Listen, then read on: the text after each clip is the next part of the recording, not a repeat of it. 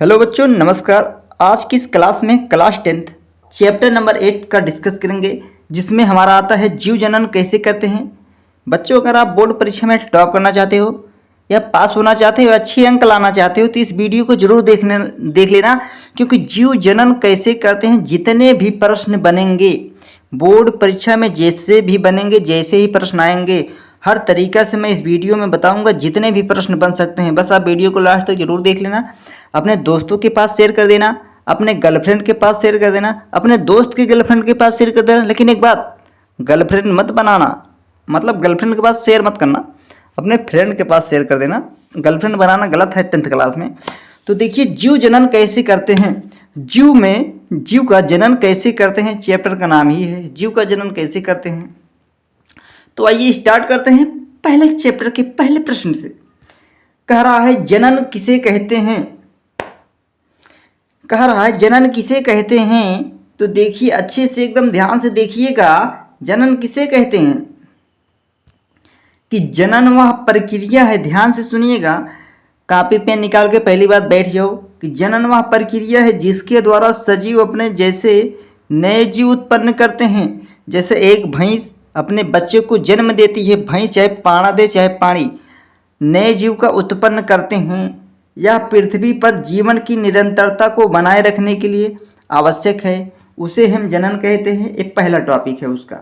दूसरा टॉपिक देखिए कोशिका का।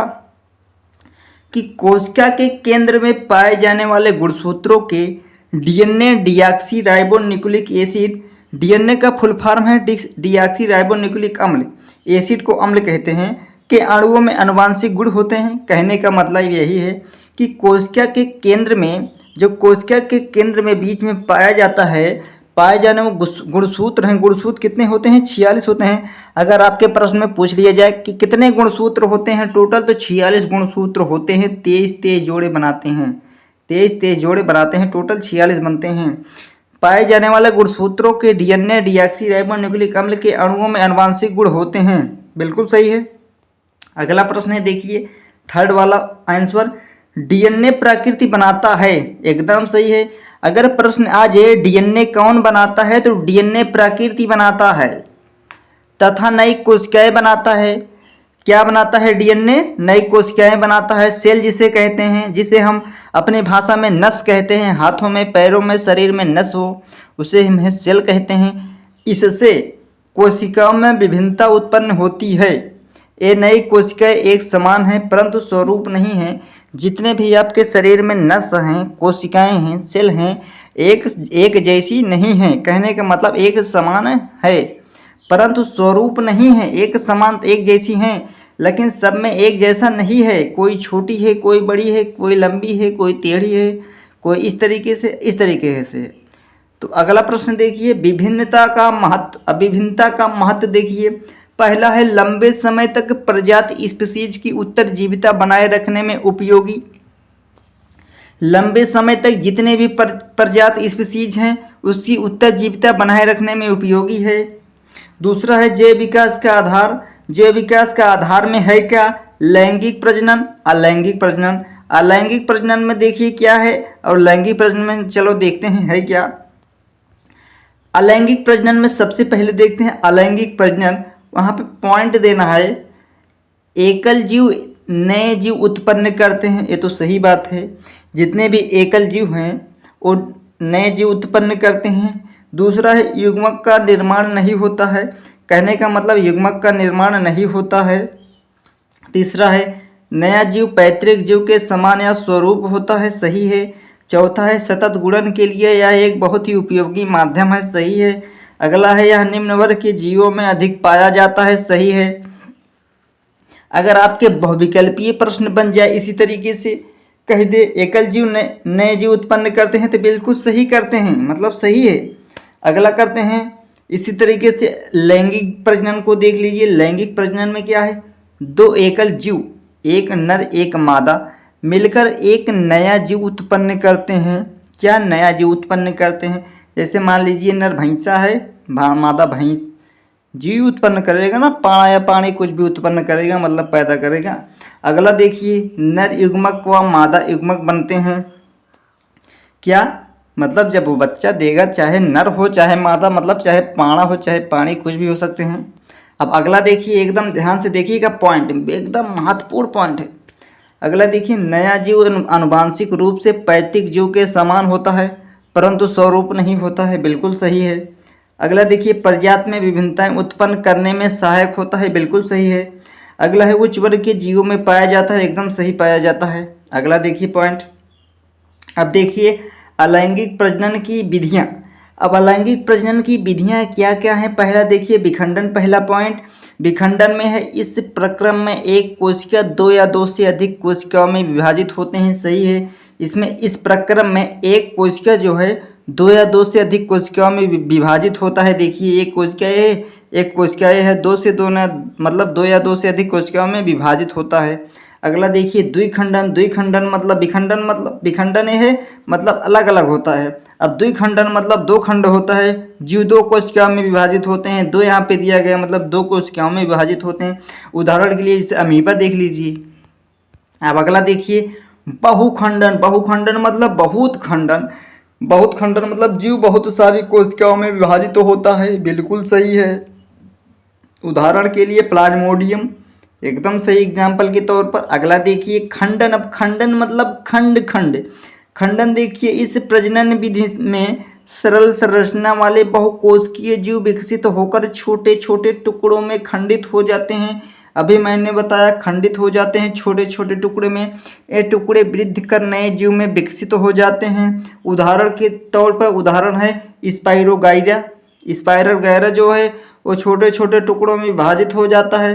अब पुनरुद्ध भवन पूर्ण जनन क्या है? देखिए थर्ड वाला, इस प्रक्रम में किसी कारणवश, अब किसी भी कारणवश जब कोई जीव अपने टुकड़ों में टूट जाता है तब यह प्रत्येक टुकड़ा नए जीव में विकसित हो जाता है। भैया ये टुकड़वा है, ये टूट गया है, ये भी जीव बन जाएगा, ये भी जीव बन जाएगा, ये भी जीव बन जाएगा। तो ये जब कोई जीव कुछ टुकड़ों में टूट जाता है तब प्रत्येक टुकड़ा नए विकसित हो जाते हैं, नए जीव में विकसित हो जाते हैं। अगला पॉइंट देखिए, अब उदाहरण के तौर पर प्लेनेरिया हाइड्रा है, जो यहाँ देखिए टूट गया है, यहाँ पे टूट गया है, यहाँ पे विकसित हो गया है, यहाँ पे टूट गया है, यहाँ पे टूट गया है, यहाँ पे विकसित हो गया है। तो अगला देखिए पॉइंट मुकुलन। अब मुकुलन होता क्या है? फोर्थ वाला पॉइंट, इस प्रक्रम में जीव के शरीर पर एक उभार उत्पन्न होता है, सही है, जिसे मुकुल कहते हैं, बिल्कुल सही। अगर प्रश्न बन जाए कि मुकुल क्या है, तो इस प्रक्रम में जीव के शरीर पर एक आधार उत्पन्न होता है, उभार जो होता है, जिसे मुकुल कहते हैं। यह मुकुल पहले नन्हे फिर पूर्ण जीव में विकसित हो जाता है तथा जनक से अलग हो जाता है। उदाहरण के तौर पर हाइड्राइस्ट खमीर। अब देखिए हाइड्राइस्ट खमीर किसे कहते हैं? हाइड्रा या मुकुल ये है, देखिए इसका चित्र यही है आपके आंखों के सामने। तो अगला देखिए बीजाणु समासंग। बीजाणु किसे कहते हैं मैं आपको दिखाऊंगा। अगर प्रश्न बन जाए बीजाणु समासंग पे लिखिए टिप्पणी, तो आपको लिखना कैसे है? कुछ जीवों के तंतुओं के सिरों पर बीजाणु धानी बनाते हैं। क्या धानी बनाते हैं? जिनमें बीजाणु होते हैं, बीजाणु गुण संरचना की होती हैं जो एक मोटी भित्ति से रक्षित होती हैं। अनुकूल परिस्थिति मिलने पर बीजाणु वृद्धि करने लगते हैं, बिल्कुल सही है। देखिए बीजाणु का एकदम चित्र देख लीजिए, बीजाणु का चित्र है, स्ट्रक्चर जिसे इंग्लिश में कहते हैं, चित्र है ये। अगला देखिए कायिक प्रवर्धन, कायिक परिवर्धन क्या है? कुछ पौधों में नए पौधों का निर्माण होता है, बिल्कुल सही है। कुछ पौधों में नए पौधों का निर्माण होता है, उसके कायिक भाग जैसे जड़, तना, पत्तियां आदि से होता है, जिसे कायिक प्रवर्धन कहते हैं। अब एग्जाम्पल के तौर पर केला देख लीजिए, अगर केला को काट दिया जाए उसके जड़ों से निकल जाएगा। अगला देखिए प्राकृतिक विधियाँ, जड़ द्वारा डहेलिया, शकरकंदी, शकरकंदी जो है उसे वो भी जड़ से निकल जाता है। तने द्वारा कौन निकलता है? आलू अदरक निकलता है। पत्तियों द्वारा कौन निकलता है? बरायोफिल्म की पत्तियों की कोर पर कलिकाएं होती हैं जो विकसित होकर नए पौधा बनाती हैं, बिल्कुल सही। अब भी देखिए कृत्रिम विधियाँ क्या है? अगर इसकी कृत्रिम विधियाँ लिखना है तो रोपण का आम को रोपण करना पड़ता है, मतलब लगाना पड़ता है। गुलाब को कर्तन करना पड़ता है। चमेली को लेयरिंग करना पड़ता है। अब देखिए ऊतक संवर्धन, ऊतक संवर्धन क्या है? इस विधि में शाखा के सिरों से कोशिकाएं लेकर उन्हें पोषक माध्यम में रखा जाता है। एक कोशिकाएं गुणन कर कोशिकाओं के गुच्छे जिसे कैलस कहते हैं। क्या कहते हैं? कैलस कहते हैं में परिवर्तित हो जाती हैं। क्या हो जाती है? परिवर्तित हो जाती हैं। कैलस का हार्मोन्स माध्यम में रखा जाता है, एकदम मीडियम में रखा जाता है, जहाँ उसमें विभेदन होकर एक नए पौधे का निर्माण होता है, जिसे फिर मिट्टी में रोपित कर देते हैं। उदाहरण के तौर पर आर्किड के देख लीजिए, सजावटी पौधे देख लीजिए, उन्हें उखाड़कर फिर मिट्टी में डाल दिया जाता है। अगला देखिए कायिक संवर्धन के लाभ देखिए। अब कायिक संवर्धन के लाभ में देखिए, बीज उत्पन्न करने वाले पौधे जैसे केला, गुलाब आदि के नए पौधे बना सकते हैं। बिल्कुल सही है। अगला देखिए नए पौधे आनुवंशिक रूप में जनक के समान होते हैं। बिल्कुल सही, ये भी सही है। अगला देखिए बीज रहित फल उगाने में मदद मिलती है। बिल्कुल सही। अगला देखिए पौधे उगाने का सस्ता और आसान तरीका है। बिल्कुल सही है। अब देखिए लैंगिक प्रजनन। अब लैंगिक प्रजनन में क्या है कि लैंगिक प्रजनन नर व मादा युग्मक के मिलने से होता है। बिल्कुल सही है। अगला देखिए नर व मादा युग्मक के मिलने के प्रक्रम को निषेचन कहते हैं। बिल्कुल सही, ये भी है। संतति में विभिन्नता उत्पन्न होती है। बिल्कुल सही। अगर संतति में विभिन्नता उत्पन्न होती है तो सही होती है। अगला देखिए पुष्पी पौधों में लैंगिक जनन फूल पौधे का जनन अंग है। तो एकदम सही। अगर जो फूल है पौधे का कौन सा अंग है? तो जनन अंग है। कौन सा? जनन अंग है। अगला देखिए एक फूल के मुख्य भाग बाह्य दल, पखुंडी, स्त्रीकेसर एवं पुकेसर होते हैं। क्या होता है? पुकेसर होता है, स्त्रीकेसर होता है, पखुंडी होते हैं, बाह्य दल मतलब बाहरी हिस्सा। अगला देखिए फूल के प्रकार। फूल कितने प्रकार के होते हैं? 2 प्रकार के होते हैं, उभयलिंगी पुष्प, दूसरा एकलिंगी पुष्प। अब उभयलिंगी पुष्प में देखिए स्त्री केसर व पुकेसर दोनों उपस्थित होते हैं। उदाहरण के तौर पर सरसों देख लीजिए, गुड़हल देख लीजिए। अगला देखिए एकलिंगी पुष्प में किसे कहते हैं? स्त्री केसर पुकेसर में कोई भी एक जननांग उपस्थित होता है, जैसे पपीता है, तरबूज है, ये एकलिंगी है। उभयलिंगी मतलब होता है सरसों, गुड़हल। अगला देखिए पुष्प की संरचना देख लीजिए, पुष्प की संरचना कैसे है, ये देखिए। अगला देखिए बीज निर्माण की प्रक्रिया। अब बीज निर्माण की प्रक्रिया देख लीजिए। परागकोश में उत्पन्न परागकण हवा, पानी या जंतु द्वारा उसी फूल के वर्तिकाक स्वपरागण या दूसरे फल के वर्तिकाक पर परागण पर स्थानांतरित होता है, उसे कहते हैं बीज निर्माण की प्रक्रिया। बिल्कुल सही है। अगला देखिए परागकण में यह नलिका विकसित होती है जो वर्तिका से होते हुए बीजाणु तक पहुंचती है, उसे कहते हैं जीव बीज निर्माण की प्रक्रिया। अगला देखिए अंडाशय के अंदर नर व मादा युग्मक का निषेचन होता है तथा युग्मनज का निर्माण होता है, जिसे कहते हैं बीज निर्माण की प्रक्रिया। अगला देखिए युग्मनज में विभाजन होकर भ्रूण का निर्माण होता है।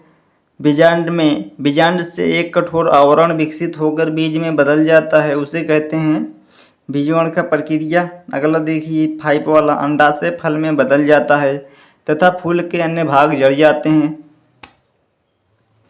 तो बच्चों आज के लिए इतना ही। मिलते हैं नेक्स्ट वीडियो में। और वीडियो कैसी लगी तो कमेंट करके ज़रूर बताना।